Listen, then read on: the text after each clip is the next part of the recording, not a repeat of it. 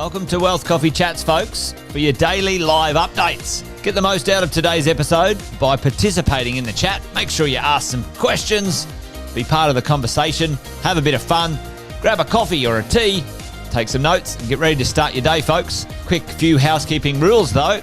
No spamming, no advertising or self-promotion in the chat. That's not on. Be kind and respectful to everyone when participating. And most of all, have a good time. Real estate investing can be your biggest asset. It also can be your most expensive asset when it comes to getting it right or getting it wrong, folks.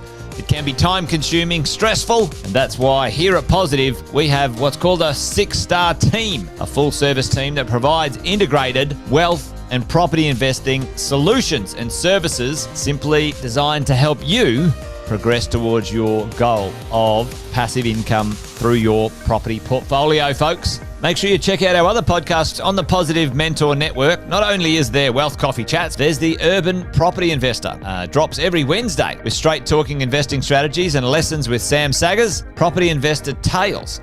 This is where our clients, you guys, share real life stories from property investing, hosted by some of our advisors and strategists. And that's done every fortnight, dropping every Monday. Wealth, Wine and Wisdom, folks, that debriefs the week that was in the world of finance and property, hosted by yours truly, Jason Witten and Andy Fenton on Fridays. Hey, good morning, folks.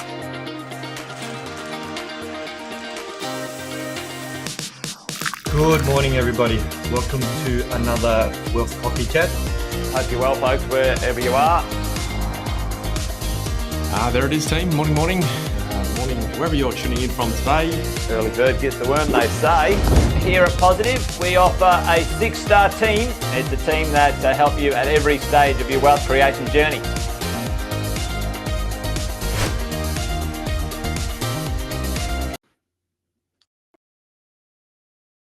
General advice disclaimer. The information provided is general in nature and does not take into account your personal objectives, financial situation. You should consider whether it is appropriate for your circumstances and seek professional advice from a licensed financial advisor. While every effort has been made to ensure the accuracy of the information, it is not guaranteed.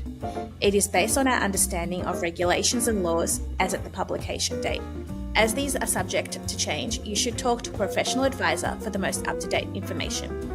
Any examples or illustrations provided are for illustrative purposes only and are not a guarantee of future performance.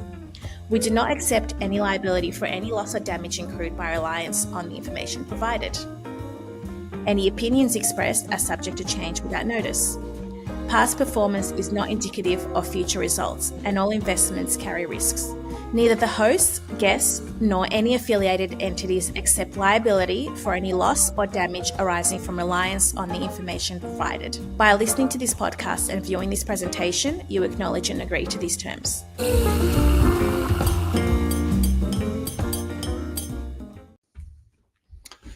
Good morning, everyone. I hope you're all having a good Thursday. Welcome back to Finance Thursdays with myself, Alex. I'm Senior Advisor at Fenton Financial and been doing this for a little while now, over 15 years, as a matter of fact. So I hope you were down at the Property Summit over the weekend. It was a super cool event. I think a lot of people got heaps of value and, well, that's just based on my conversations with everyone. But if you haven't, make sure you make your way down there next year. Not sure on the dates, but it'll be sometime around the same time. So, yeah, looking forward to see you there. Morning, Chris. How are you, mate? Thank you for jumping on. So, yeah, if you guys have any questions, put them in the chat, and if they are, I'll shout you out. And then if there's any questions beyond that, we'll address them down in the future podcasts. So, the topic today for me will be all about the last minute actions, right? So I don't know how about you, but sometimes, life gets in the way and you don't actually get to do things that you are meant to do before the end of the year. So, by now you should have already had your tax planning with your professionals, like an advisor, accountant, just to mention a few.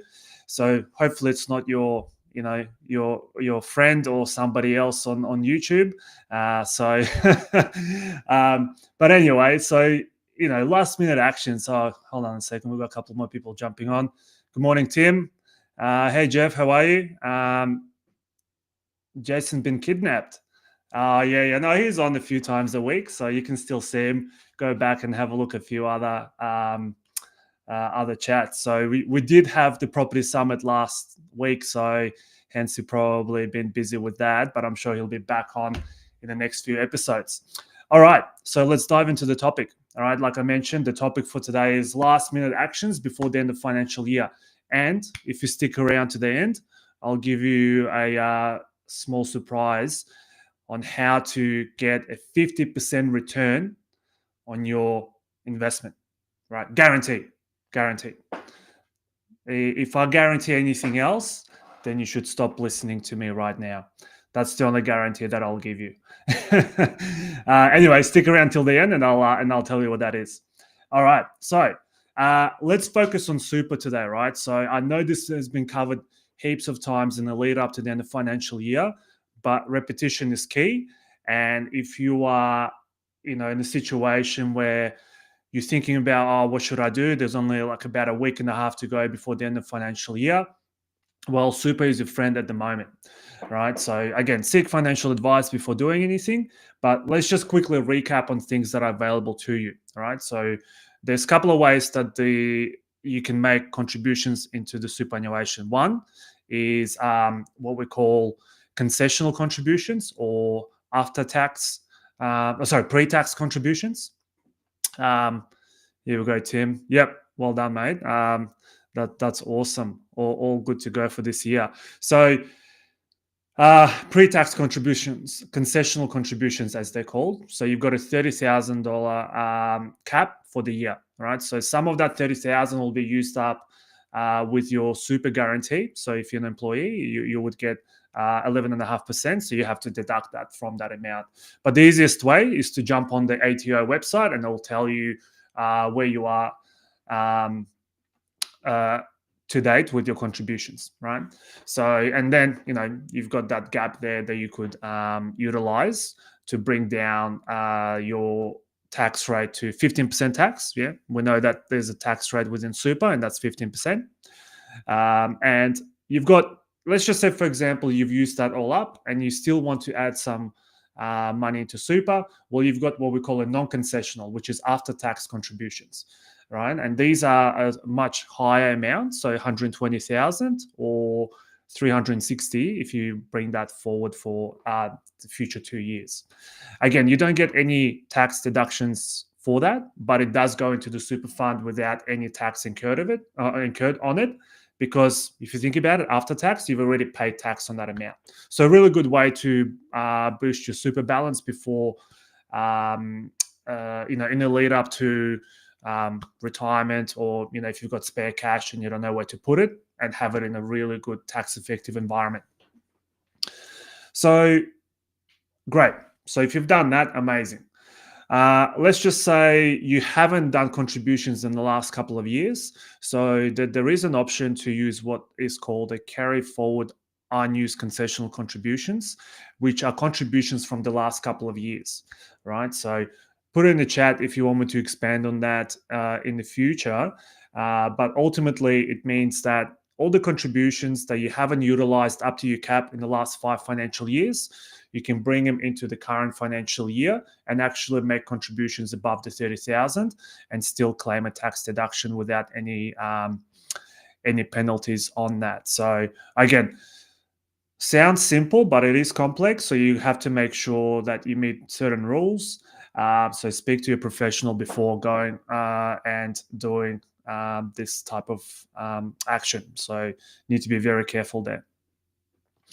The timing is also important, right? Because we're coming up to the end of financial year. So if you're with an industry super fund, for example, I know for a fact that a lot of them close the contribution window well before the 30th of June. I think 30th of June this year falls on a Monday. So, the funds have to hit your account before 30th of June. It doesn't mean that on the 30th of June you make the contribution or you make that transfer.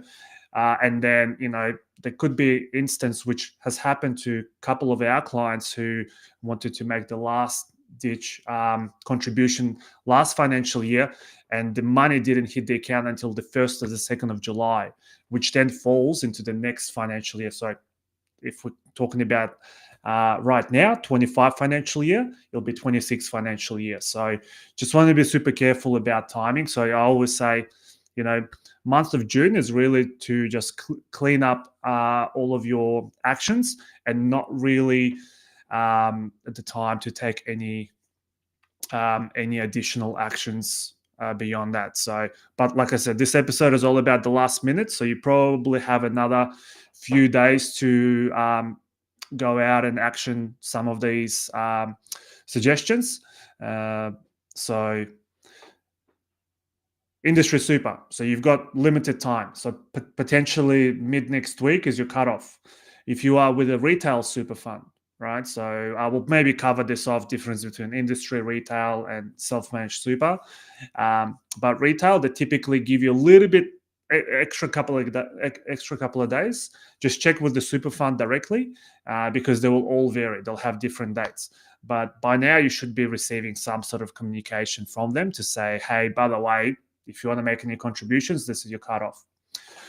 And self-managed super, again, probably the most flexible entity out of the three. I think you've got, you can go all the way to the last day. But again, the most important part is that whatever funds you want to put into super fund, it hits the bank account of that super fund on the 30th of June, right? No later than that. 1st of July, too bad, so sad. It's rolled over into the new financial year. Yeah, that's right, Tim. 5 years, but 5 financial years. So the most important part. So yeah, perhaps something I'll cover off as part of the topic for new financial year. So what do we got here? Oh, okay. The other one is, so I'm just looking at my couple of dot points here. So yeah, family dynamics can be different. You might have a partner who's earning more. One partner may be staying back at home and looking after the kids, looking after the house, or maybe working part-time, right? So their income may be a little bit less than a certain, than 40,000, right? So the 40,000 is the key number here in this particular topic. So if your income is below 40, and say between 37 and 40,000, then the spouse with the high income can make a contribution into the partner's super fund and claim a tax deduction for a portion of that. So typically works the best if the income is below 37,000 because you get the full tax deduction, which equates to about $540. But if you closer to 40,000, then that 540 deduction will actually be smaller and smaller. Oh, good morning, Sonia. Good to see you. Good to see you. Hey, Jeff. Yes, correct. With the 5-year rule one, yes, you have to have 500,000. So again, like I said, there's a lot of sort of key things that are required to be taken into consideration before making some of these actions. So like I said, don't just go away and do it. Speak to an advisor or an accountant to help you out in that transaction. Sounds simple, but it can get complex very, very quickly. Again, good morning, Sonia. Good to see you. Who do we got? Daddy Patty. Good morning, mate. Hey, Rosie, how are you? Good morning. So spouse contribution, like I said, quick recap. If you're below 37,000, spouse can make contribution to your super fund. Typically, 3,000 will give you the full $3,000 contribution will give you the full $540 tax deduction. So it's quite good. So you're boosting up your partner's super fund whilst their income is lower. but you're also getting a tax deduction on the back of that as well, which is super awesome. All right, so let's get to that initial sort of extra bit about how do you get 50% return on your investment, right? Guaranteed, I would say 99.9%. All right, let's not go 100, just in case. But essentially, right, so here we go. So the way this is done is, so it's called, what it's called is part of the government co-contribution, all right? Which means that if your income is below sort of 60,000, right? I'm going to round it off to the nearest sort of 1,000. So say the best, it works the best if your income is below 45. So again, that spouse or partner who is on a lower income for whatever reason, and if their income is below, say, 45, then they'll get the maximum benefit out of this. But if you're there's a sort of rising scale between 45 and 60, that benefit will reduce. So essentially, how does it work, right? So for every dollar that you put into the super fund of additional contributions, you get 50% government co-contribution. All right, and that goes up to $1,000. So essentially, if you put in $1,000 into your super fund throughout the year, then the government will tip in $500. Right, so that's the cap. You're not going to get any more than that. But that means that for that $1,000 that you've just put in, right, you're essentially getting a 50% return on your investment. Right, so my advice to everyone who's in that sort of position, 60,000 or below, it makes complete sense to do that because you get some free money essentially as part of your sort of last minute action before the end of financial year. So you get, like I said, full 500 if you're 45,000 and under, and then if you're 60,000 and below, it kind of like that 500 diminishes, within every sort of 1,000 there. So still get a benefit. Might not get the full 500, but you'll get a decent amount in there as well.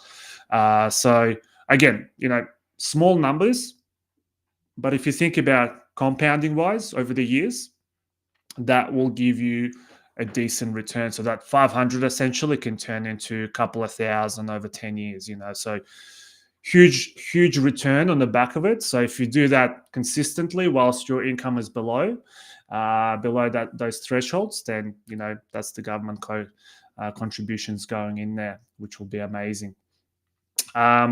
So yeah, that is it in terms of, last minute actions. There's other things that you can do, but perhaps the super ones are probably the most effective ones that you can utilize now. So quickly going through them again in summary. So concessional contributions, you're claiming tax deduction for that. Unused contributions from the last 5 years, so you can bring them into this financial year.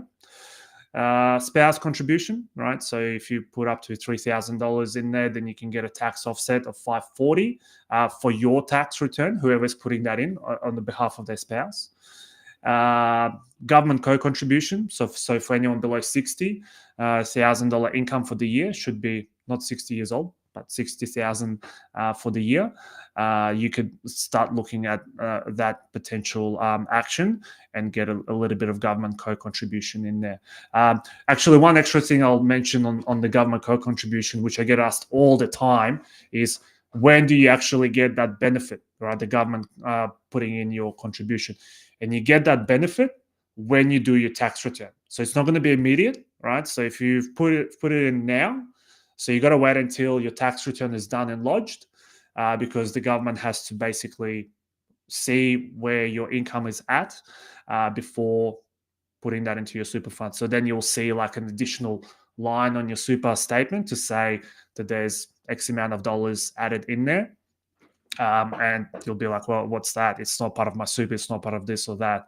So, and that's what it would be. So if you're in that sort of realm, you'll get that. Okay. So look, guys, that's about it for today. Thank you for jumping on, and I hope you you do, or you have done all of your actions already, and this to you is a bit of old news. That would be the best outcome. If it's not, you probably have another few days to go and get advice and actually implement this to take full advantage of this financial year. Otherwise, you kind of need to start planning for new financial year, which we'll cover off in the next few episodes as to what you should do, where you have 12 months to plan for it as opposed to 12 days. So yeah, all right, well, thank you all for jumping on and being interactive in the chat. So see you guys all next week. Make sure you have your coffee, and see you guys soon. See ya. Thanks for watching another episode of Wealth Coffee Chat, folks. Make sure you like, subscribe, and turn on your notifications so you never miss a thing when we go live. Improve your portfolio and investing game, folks, with Wealth Coffee Chats live every morning at 8:10 each weekday. Make sure you join us. Previous episodes are also available wherever you get your podcasts, folks, as well as our other podcasts from the 6-Star team here at positivementor.com.au.